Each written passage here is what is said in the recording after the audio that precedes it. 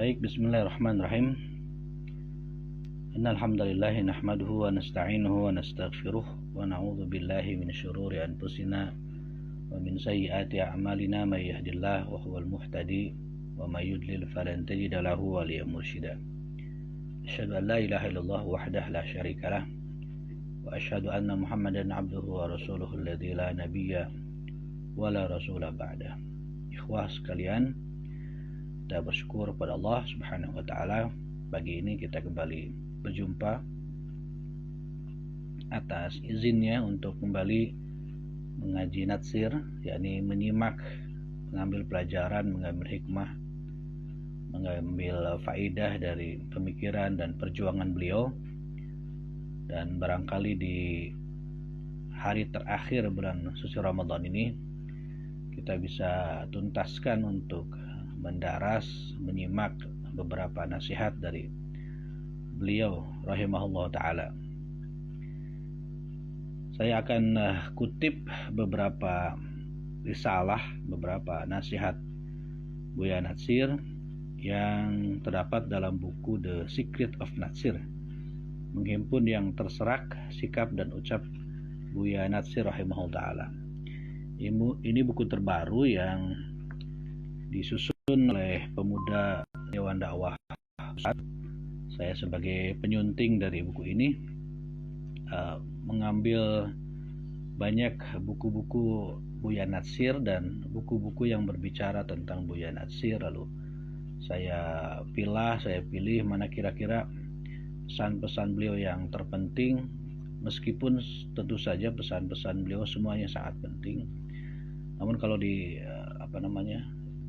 kita ambil semua tentu saja akan membutuhkan waktu yang sangat panjang, juga buku yang sangat tebal. Maka saya pilih-pilih kira-kira mana yang lebih dapat kita ambil faedah dalam kehidupan kita saat ini, yang relevansinya sangat kuat dengan kita saat ini tentu saja.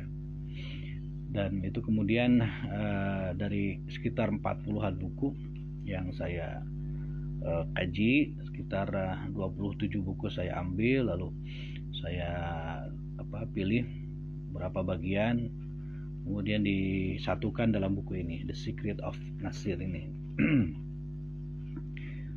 Ada beberapa pesan, wasiat dan nasihat beliau yang luar biasa yang harus sama-sama kita renungkan. Di antaranya adalah akan bagaimanakah nasibnya suatu umat apabila alim ulamanya bersifat hasad, apabila ilmu dipakai untuk menipu orang awam, apabila ayat-ayat Quran dan hadis Rasul dijual dengan harga murah untuk memenangkan yang salah, mengalahkan yang benar, guna kesenangan diri sendiri asal sesuai dengan keinginan orang banyak atau selera para penguasa yang sedang berwenang. Ilmu adalah karunia ilahi yang diamanahkan kepada orang yang memiliki ilmu, para ulama dan cerdik pandai. Mereka ini bertanggung jawab untuk memelihara dan menyebarkan ilmu yang diamanahkan. Maka akan berbahagialah salah satu umat yang dalam lingkungannya ada ulama dan cerdik pandai yang menyadari bahwa kelebihan ilmu yang ada pada diri masing-masing merupakan amanah yang dipercayakan Allah kepada mereka, yang harus mereka pergunakan untuk membimbing, menjaga kaum awam agar tingkat kecerdasan mereka bertambah maju dan terpelihara dari kesesatan dan kebatilan. Dipergunakan untuk menegur dan membetulkan para penguasa agar mereka pun jangan keliru mempergunakan wewenang mereka. Ini satu pesan dari Buya Natsir. Pesan lainnya beliau mengatakan, banyak yang kurang dari republik kita ini, banyak cacat-cacatnya, banyak yang kita tidak puas melihatnya dari negeri ini, dari bangsa ini. Akan tetapi dengan segala cacat yang melekat pada republik ini, dengan rasa syukur nikmat, bagi umat Islam mensyukuri nikmat itu merupakan suatu kewajiban. Kita tidak mau menjadi orang yang kufur nikmat. Kita terima Republik Indonesia ini demikian, sebagaimana adanya, maka marilah kita pelihara, kita kuatkan dan kita tumbuhkan Indonesia ini dari dalam dengan segala dasar-dasar yang baik untuk pertumbuhan yang sehat seterusnya. Beliau juga berkata dalam hal yang lain dan merupakan nasihat yang kuat untuk kita semua. Kalau seseorang terkena penyakit karahiyatul maut, beliau kutip hadis yang cukup panjang tentang al-wahan itu, hubbud dunya wa karahiyatul maut. Hidupnya bukan menjaga kesehatan, tetapi dia selalu hidup dalam kekhawatiran dan kegelisahan ketika terpapar penyakit karahiyatul maut itu. Kekhawatiran akan kena resiko. Jangankan resiko mati, resiko luka saja dia sudah takut. Takut resiko kena marah oleh majikan atau kena marah oleh atasan. Dia selalu hidup dalam ketakutan dan selalu berusaha untuk melindungi diri dari bahaya-bahaya yang dihayalkannya, yang sebenarnya bukan bahaya yang nyata. Mau mencapai sesuatu tanpa resiko gitu. Oleh karena itu, dia takut akan resiko. Semua dilakukannya asal diri selamat. Itulah akibat terkena, kata beliau, penyakit karahiyatul maut. Tidak mau menerima resiko. Beliau juga berpesan, jiwa seorang dai harus merdeka dari sifat ananiyah, egoisme, keakuan yang menjerumuskan sang dai pada sikap takabur, ria dan ujub. Jika sifat ananiyah sudah masuk ke dalam niat tempat bertolak, maka akan muncul sikap hendak memenuhi selera orang banyak, yang ujung-ujungnya kembali kepada selera aku pribadinya. Di antara sikap ananiyah yang bisa hingga pada seorang dai adalah hubbul mal, cinta harta, hubbul ja'ah, cinta pangkat dan jabatan, ingin dilihat dan dipuji banyak orang. Semua itu bersumber dari keinginan memperoleh balas jasa dalam arti lahir dan batin. Di bawah kekuasaan hawa ananiyah ini, seorang mubalik mudah sekali melakukan bermacam pantangan dakwah, seperti berteras keluar, menjual tampang, berpantang rujuk, menghela surut meskipun sudah nyata keliru fatwa. Kemudian tajammul, mencari muka dengan mendekatkan diri, mencari kesayangan orang yang berkuasa. Kalau sudah begitu, seorang mubalik atau ulama akan kehilangan harga diri, yang menjadikan lidahnya kaku, jiwanya kecut. Kata beliau, hubbud dunya, dalam hal lain beliau juga memberikan tausiyah, taujih yang kuat kepada kita. Bukan artinya sekedar cinta dunia, lebih dari itu, yaitu rakus pada dunia ini. Dia mencari nafkah sesudah dapat makan yang cukup. Dia mau lebih dari apa yang diperolehnya. Bukan saja dia bekerja keras supaya kekayaan lebih banyak secara wajar, tetapi dia berusaha dengan tidak mengindahkan hukum. Apakah dia menipu atau korupsi? Tidak ada yang ditakutinya. Baginya tidak ada sawah yang berpematang, tidak ada ladang yang berpagar.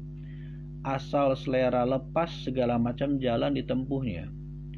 Bukan sekedar mencari kehidupan untuk dapur supaya berasap saja, tidak. Tapi untuk kemewahan dunia ini yang menjadi cita-cita dunia. Seleranya tidak memuaskan nafsunya.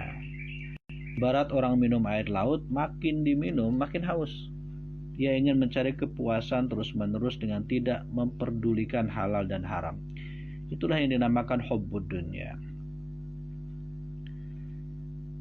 Pada saat yang lain, ketika ditanya oleh beliau, mengapa mereka memilih pesantren Persis, pesantren Persatuan Islam, sebagai tempat untuk menuntut ilmu, tidak belajar di sekolah umum saja. Jadi satu ketika Buya Nasir ini datang ke satu pesantren Persatuan Islam di Bandung, pesantren Pajagalan. Lalu kemudian beliau bertemu dengan para santri dan mengadakan dialog. Nah, salah satu dari isi dialog itu adalah pertanyaan beliau kepada para santri. Kenapa kalian memilih pesantren untuk menuntut ilmu daripada menuntut ilmu di sekolah-sekolah umum saja? Salah seorang santri menjawab, kami ingin berguna untuk masyarakat. Kemudian Pak Nasir, Buya Nasir tanya dengan jawaban itu, bagaimana kalau masyarakat tidak membutuhkan saudara? Pada waktu itu tidak ada satupun yang menjawab, sampai kemudian Buya Nasir sendiri yang bicara, yang menjawab. Dalam hal ini, kata beliau, kita tidak harus menunggu untuk diminta oleh masyarakat. Akan tetapi justru kita harus berusaha membawa masyarakat kepada ajaran Al-Quran dan As-Sunnah. Berdakwah itu artinya, dan juga beramar ma'ruf nahi munkar itu, tidak perlu menunggu permintaan masyarakat, tidak perlu menunggu request dari orang-orang. Memang tugas kita untuk berdakwah, diminta atau tidak, ditunggu atau tidak, untuk mengajak masyarakat kepada Al-Quran dan As-Sunnah. Dalam hal lain beliau berkata, perbedaan penafsiran sejarah itu lumrah. Toh secara akademik dapat dilakukan pengujian mana yang benar. Yang penting ialah jangan sampai ada penggelapan sejarah. Maksudnya menghapuskan fakta-fakta sejarah. Ini pesan yang luar biasa dari beliau, bahwa kita harus bersikap jujur, bersikap adil, bersikap objektif untuk seluruh elemen masyarakat kita, baik pejabat, penguasa maupun juga rakyat biasa, bahwa tidak boleh terjadi ada penggelapan sejarah, karena tentu saja itu sebuah kemunkaran, sebuah kebatilan. Tapi kalau ada perbedaan penafsiran atas fakta sejarah, itu nggak apa-apa, kata beliau, sah-sah saja. Karena toh secara akademik dapat dilakukan pengujian mana yang benar. Yang nggak boleh terjadi itu adalah penggelapan sejarah. Hal lain beliau juga berpesan, kewajiban para da'i, para mubalik dan ulama tidak sekedar memberikan fatwa atau memberi vonis bahwa komunis itu haram. Ini beliau mengambil contoh terkait dengan tantangan dakwah berupa komunisme. Jadi kata beliau, kewajiban para da'i, mubalik dan ulama tidak sekedar memberikan fatwa atau memberi vonis bahwa komunis itu haram. Tidak usah kita yang mengatakan, orang awam pun mengatakan komunis itu jahat. Kewajiban umat Islam adalah mengemukakan alternatif dalam menghadapi sistem komunis itu. Mengemukakan alternatif yang baik untuk menghadapi sistem komunis. Mengemukakan alternatif yang baik untuk menghadapi yang buruk. Itulah yang dilakukan oleh Buya Nasir selama hidup beliau gitu. Makanya dikenal dari beliau ini sebuah rumus dakwah, namanya binaan wa difa'an, membangun dan membentengi itu.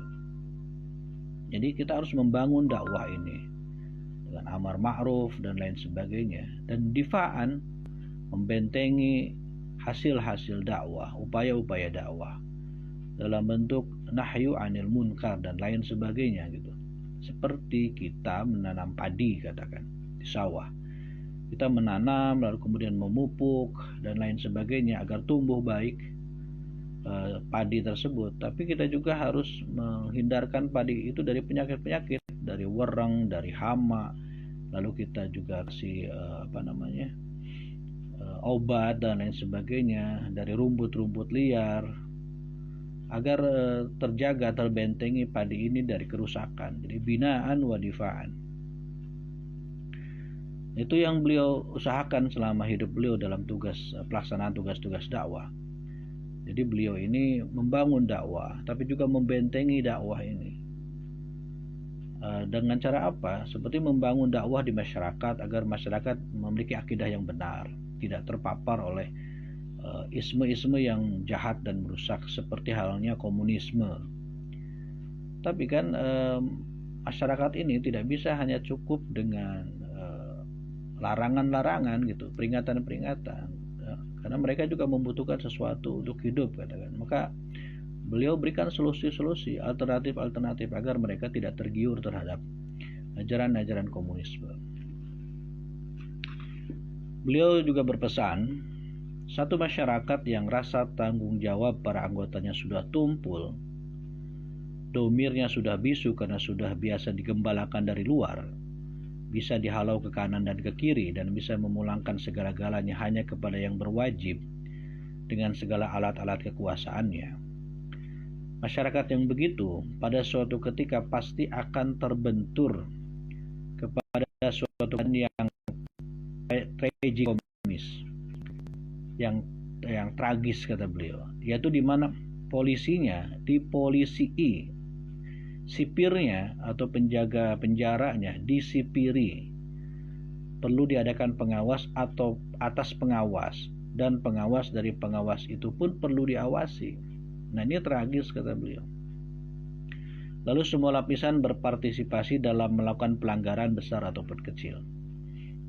Hampir tidak ada yang mau ketinggalan, masing-masing menurut kemahiran dan keseniannya masing-masing pula. Tapi tidak ada satupun dari semua itu menjadi pembicaraan umum. Walaupun semua diketahui orang sebagai rahasia umum, paling banyak hanya menjadi buah bisik-bisikan umum. Batas benar dan salah menjadi kabur. Kepercayaan kepada nilai-nilai moral semakin merosot. Para anggota masyarakat menjadi sinis dan kehilangan pegangan. Begitulah bila domir masyarakat sudah tumpul dan bisu. Dan ini kita rasakan juga dalam kehidupan kita, peristiwa-peristiwa di sekitar kita. Beliau berpesan pula, dalam berpolemik silakan gunakan kalimat-kalimat yang tajam untuk melemahkan argumen lawan polemik, tapi jangan gunakan kalimat-kalimat yang kasar. Saudara-saudara bisa merasakan betapa tajamnya polemik kami dengan Bung Karno, kata Buya Nasir. Tapi baik Bung Karno maupun saya tidak pernah menulis sesuatu yang kasar. Karena itu baik saya maupun Bung Karno tidak pernah merasa sakit hati dengan polemik yang tajam itu. Ini fakta sejarah. Nah, ini harus menjadi teladan bagi generasi kita saat ini. Terakhir, dari kemarin kita dihebohkan oleh pernyataan seorang rektor Institut Teknologi Kalimantan yang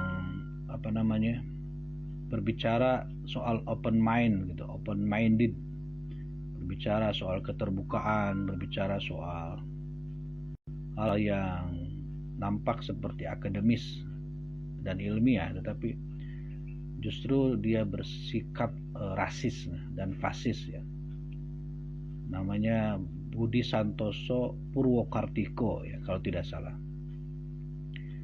Dia mau berpolemik, dia mau mengemukakan pendapat, tapi dengan cara-cara yang sangat kasar dan dengan cara yang kotor gitu. Kalimat yang digunakannya keji.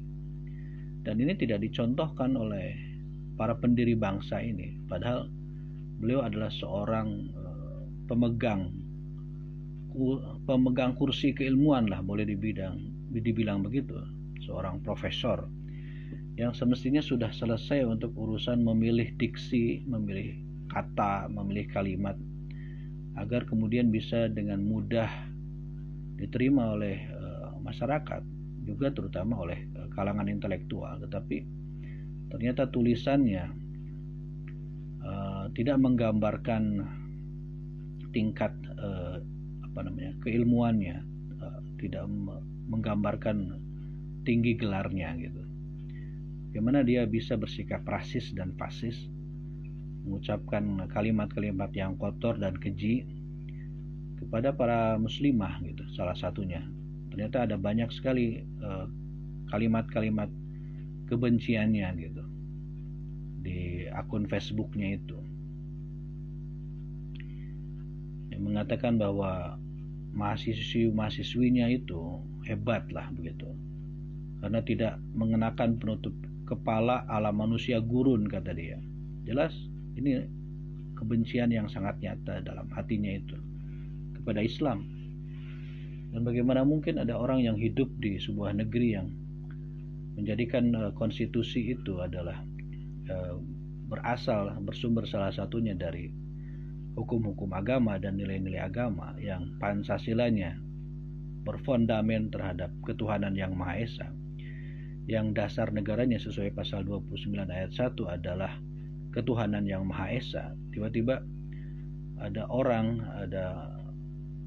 dan manusia Indonesia yang tega bicara soal penistaan gitu terhadap agama, terhadap simbol-simbol agama.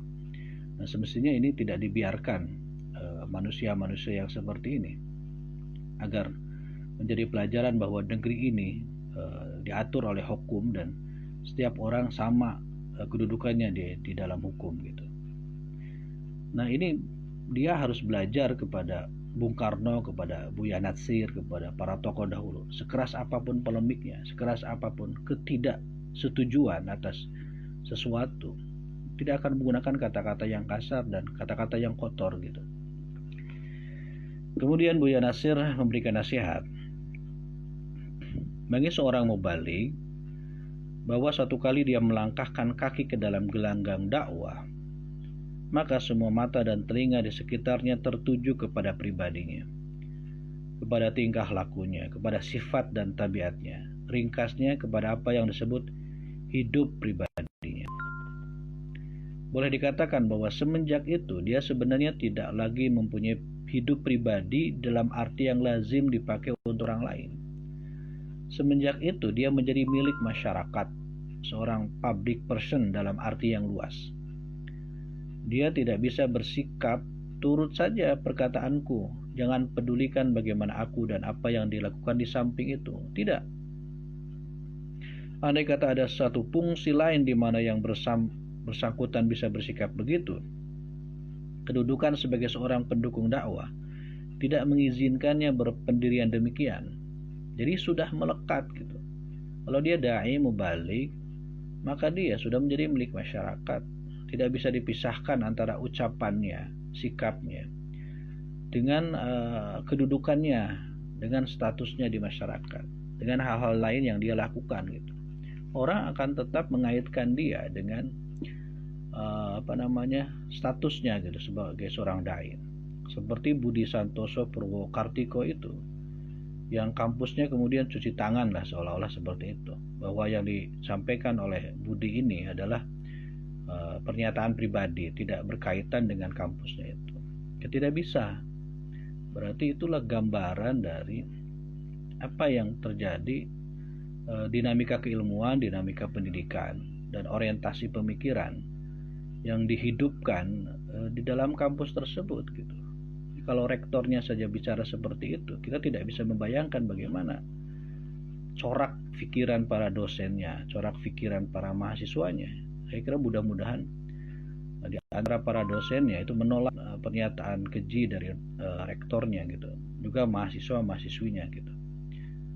Kita ingin melihat bahwa ada penentangan, ada kritik dari komunitas internalnya gitu di kampus tersebut gitu. Jadi nggak bisa dipisahkan dia sebagai pribadi dan dia sebagai rektor gitu di suatu perguruan tinggi lah gitu. Nah, hal lain terkait yang tadi itu adalah Buya Natsir sendiri mengatakan soal jilbab ini yang disebut oleh Budi Santoso itu sebagai penutup kepala ala manusia gurun. Buya Natsir mengatakan orang yang memakai jilbab itu adalah sebaik-baiknya muslimah.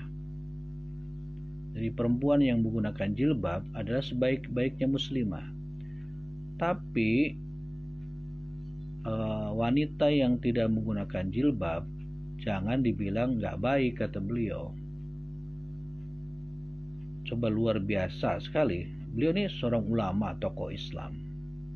Tentu beliau sangat ingin wanita-wanita muslimah berjilbab, dan beliau berduka kalau ada wanita muslimah yang sudah balik tidak berjilbab. Tapi beliau tidak membuli wanita-wanita yang tidak berjilbab. Beliau tidak menyindir, beliau tidak sinis, beliau tidak berkata kasar seperti yang dilakukan Budi Santoso itu. Karena memang jauh sekali martabatnya gitu antara Buya Nasir dengan Budi Santoso ini. Tapi ini diajarkan oleh beliau. Jadi beliau katakan, tapi yang tidak berjilbab itu jangan dikatakan nggak baik gitu. Itu luar biasa. Nah, jadi kata beliau, mau tidak mau gerak-gerik dalam hidup pribadinya bukan saja diperhatikan, tetapi juga langsung dijadikan orang bahan perbandingan dengan apa yang dianjurkannya dan yang dilarangnya sebagai mubalik. Apa yang dilihat dan didengar orang dari hidup pribadinya itu bisa menambah kekuatan daya panggilnya sebagai pembawa dakwah. Tetapi bisa juga melumpuhkan daya panggilnya, yakni bila lain yang tampak dari yang terdengar. Begitulah pembawaan dari tugasnya sebagai dai, sebagai mubalik gitu. Buya Nasir memberikan pesan lain. Salah satu ciri umat yang hidup ialah seperti yang pernah dikatakan Rasulullah, yaitu tidak takut mengemukakan kebenaran terhadap orang yang zalim. Kalau tidak berani menerangkan kebenaran di depan orang yang berkuasa dan kuat, maka umat yang demikian itu bukan umat yang hidup lagi, tetapi adalah bangkai yang berjalan.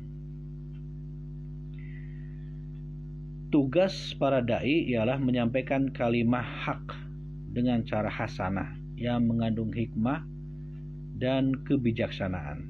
Kalimat hak itu senjata yang tajam, lebih tajam dari pisau, lebih tajam dari pedang, bahkan lebih tajam dari peluru.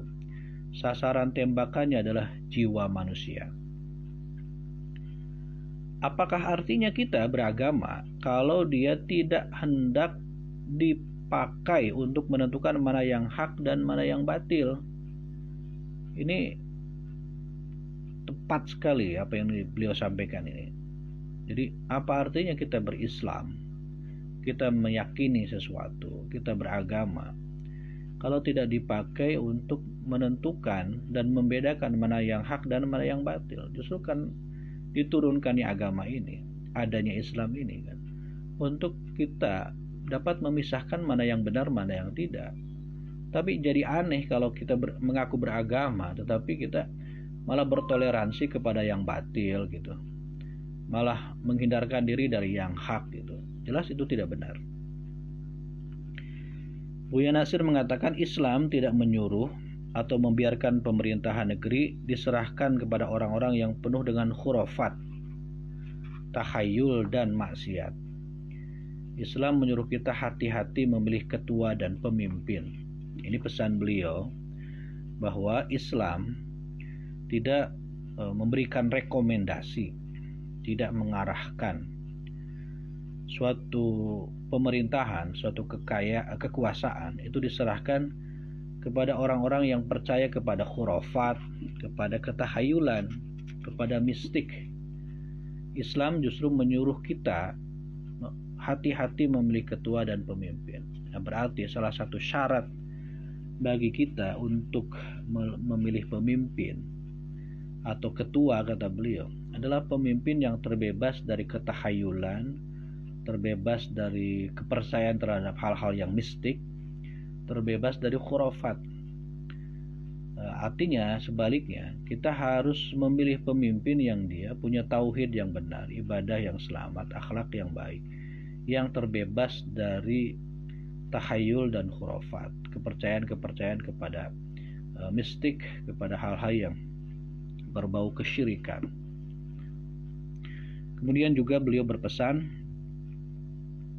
tidak ada batas di mana seorang mubalik harus berhenti memperdalam dan memperlengkap ilmunya, dan tidak ada saat yang terlambat untuk memulai menambah ilmu kalau belum dimulai. Ilmu bukan ijazah, dan ijazah belum tentu ilmu. Tidak ada bagi seorang mubalik suatu batas di mana dia harus berhenti memperlengkap ilmu-ilmu alat dan mempertinggi mutu tekniknya kalau dia tidak mau tercecer oleh para juru dakwah agama-agama lain dan aliran-aliran paham lain, ataupun bahkan ditinggalkan oleh umat yang sedang dipanggilnya itu sendiri. Jadi ini pesan penting dari beliau, bahwa sebagai dai, sebagai ulama, sebagai pembimbing dan pengarah umat, kita juga tetap tidak boleh berhenti belajar. Harus terus belajar, harus mengupdate dan mengupgrade wawasan, pengetahuan, serta kemampuan diri. Karena tantangan dakwah itu makin beragam, mungkin makin canggih, makin makin menguat gitu. Tentu saja kita juga harus meningkatkan kemampuan kita, menambah wawasan kita, agar kita mampu menghadapi tantangan-tantangan dakwah itu dan memberikan penjelasan kepada umat gitu, agar umat terhindarkan dari perkara-perkara yang tidak disukai, perkara-perkara yang bertentangan dengan syariat, yang merupakan tugas dakwah kita untuk menghindarkan umat dari perkara-perkara yang batil, yang munkar tersebut. Itu yang beliau katakan. Jangan juga, kata beliau, kita terjebak gitu kepada yang diistilahkan oleh Ustaz Adian Husaini, virus sekolahisme gitu, bahwa menambah wawasan, menambah ilmu pengetahuan, menambah pengalaman dan kemampuan itu harus di bangku sekolah gitu, harus di bangku kuliah gitu, sehingga kalau sudah lulus sekolah, lulus kuliah, tidak mau lagi belajar. Itu namanya terkena virus sekolahisme. Padahal kan namanya belajar, tidak ada urusan dengan harus bersekolah formal, harus kuliah formal gitu. Buya Nasir sendiri sekolahnya hanya sampai SMA gitu, di AMS Bandung itu. Tapi beliau tidak berhenti belajar sampai wafatnya. Itu yang dikatakan oleh para sahabat terdekatnya. Beliau tidak berhenti membaca, beliau tidak berhenti berdiskusi gitu. Beliau tidak berhenti mengkaji tafsir. Ada 3 kitab tafsir yang beliau selalu baca di malam hari. Tafsir Al-Furqannya Hasan, tafsir fi Zilalil Quran Said Qutb, dan tafsir Ibnu Katsir. Itu beliau selalu kaji sampai wafat beliau. Jadi tidak harus tidak boleh terjebak kepada dinding-dinding sekolah-sekolah formal. Nah, beliau katakan tidak ada saat yang terlambat untuk memulai menambah ilmu. Ilmu bukan ijazah, dan ijazah belum tentu ilmu. Jadi jangan tergantung kepada ijazah. Kapan saja kita bisa belajar, dimanapun, kapanpun itu. Dan jangan kemudian kita menganggap bahwa seseorang telah berijazah lalu ilmunya tinggi gitu. Ya sama seperti seorang profesor itu gitu. Dia ijazahnya tinggi, gelarnya tinggi, tetapi ternyata tidak menunjukkan intelektualitas dan moralitas yang benar gitu. Nah, kita harus terus menambah ilmu sebagai seorang mubalik, sebagai seorang dai, pemandu umat, agar kemudian juga kita tidak ketinggalan lihai, tidak ketinggalan intelek, tidak ketinggalan cerdas dari para juru dakwah, kata beliau, para juru dakwah agama-agama lain dan aliran-aliran faham lain gitu. Jangan sampai justru karena kita tidak mengupgrade diri kita sebagai dai, sebagai mubalik, kita malah justru ditinggalkan oleh umat kita sendiri, oleh mad'u kita sendiri. Tentu saja itu sangat menyedihkan. Demikianlah ikhwah sekalian, kajian kita ngaji Nasir pagi hari ini. Beberapa pesan-pesan mendalam dari Buya Nasir rahimahullah ta'ala. Mudah-mudahan kita bisa ambil faidah, kita bisa jalankan, kita bisa jadikan pedoman untuk menjalani kehidupan kita sebagai da'i, sebagai mubalik, sebagai pembimbing umat, agar kemudian kita bisa menjalankan tugas-tugas dakwah ini yang merupakan kewajiban fardiyah kita, kewajiban individual yang tidak bisa diwakilkan gitu, sesuai dengan kemampuan kita. Itulah barangkali ini adalah kajian terakhir di bulan suci Ramadan ini. Mudah-mudahan kita bisa nanti konsep kajian-kajian lain bersama Nasir Corner. Allah juga kajian pagi ini nanti bisa disimak ulang di channel YouTube Nasir Corner. Rekan-rekan juga bisa follow akun Instagram Nasir Corner dan akun Facebook Nasir Corner untuk mendapatkan informasi-informasi terbaru dan kajian-kajian terbaru. Jazakumullahu khairan katsiran atas kebersamaan ikhwah sekalian. Mudah-mudahan Allah Subhanahu wa taala memberikan kesehatan, keselamatan, keberkahan kepada kita semua. Mudah-mudahan Allah menerima seluruh amal ibadah kita di bulan Ramadan. Mudah-mudahan akhir Ramadan kita mendapatkan predikat takwa dari Allah Subhanahu wa taala. Hadanallahu wa iyyakum ajma'in. Aqulu qouli hadza astaghfirullah li wa lakum. Subhanakallahumma bihamdika Asyhadu an la ilaha illa anta astaghfiruka wa atubu ilaik. Assalamualaikum warahmatullahi wabarakatuh.